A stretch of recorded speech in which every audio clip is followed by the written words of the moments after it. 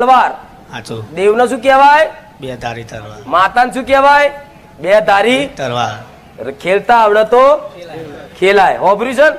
તો બે ધારી તલવાર ચમ કહેતા કે તમે મોકલો ને તો વચન આલેલું હોય, મોકલી હોય ને તો હોમે કદાચ જો લગીન તમારી માં ન્યાય લઈને ના આવે ને તો લગીન હગો ભાઈ હોય તો ગોડા એનું ઘરનું પાણી ના પીવાય. એનું નામ તલવારની ધાર. આ તો માતાને મોકલીને બધા ભેગા થઈ ગયા.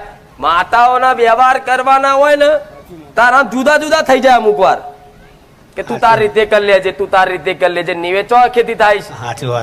થાય છે આ બધી ગોઠો છોડ દો તો ભલું થાય.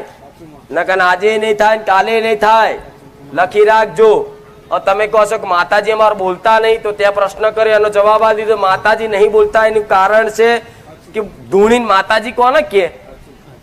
ચોર ને સૌકાર તો બે ભેગા છે. તમે કોર્ટમાં દાખલો આલું, તમે કોર્ટમાં બે પક્ષે કેસ કર્યો હોય